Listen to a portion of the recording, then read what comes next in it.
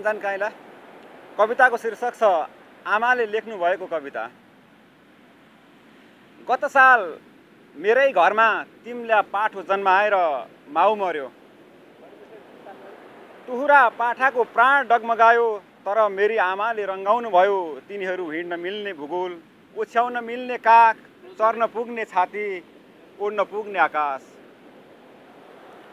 मेरा बाले घोषणा गर्नुभयो जसरी अन्तिम अवस्थामा ढुकढुकी नापेर डाक्टरहरू बताउँछन् बिरामीको मिति, तर आमाको चेहराबाट एकै रत्ती आत्मविश्वास ओर्लिएन।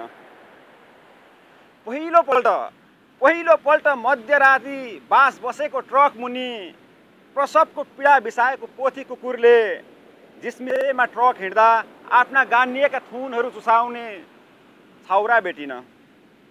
पहिलोपल्ट जनावर वैराग्य हिँडेको देखेँ मैले। पहिलोपल्ट जनावर वैराग्य हिँडेको देखेँ। सबै गाउँलेले छिछि र दूर गरेको देखेँ। मेरै घरको बाटो समाती हिँडेको त्यो कुकुर मसिना पाठा देखेर टक्क रोकिएको थियो। आमाले चोय चोय भनेर बोलाउँदा लुरु लुरु आएको त्यो कुकुर सुत्केरी पो रचे भन्दा आँखाभरि आँसु पारेको थियो। एक डल्लो खाना दिँदा आमाका मुख हेरिरहेको त्यो कुकुरले कुन शब्दकोशको हेराइ हेर्यो होला।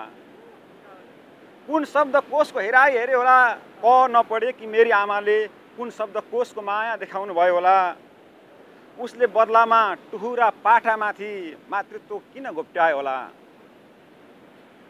कहिल्यै नरुने मेरा बा त्यो दृश्य देखेर किन आँसु झार्नु भयो होला। र यसपालि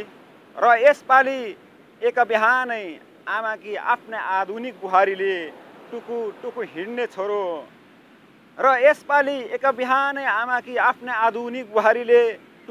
हिँड्ने छोरो छुन नदिँदा घन्टौँसम्म रुनुभयो र त्यसै साँझ त्यही पोथी कुकुरले मेरी आमालाई देखाउन आफ्ना छाउराहरू लिएर आयो।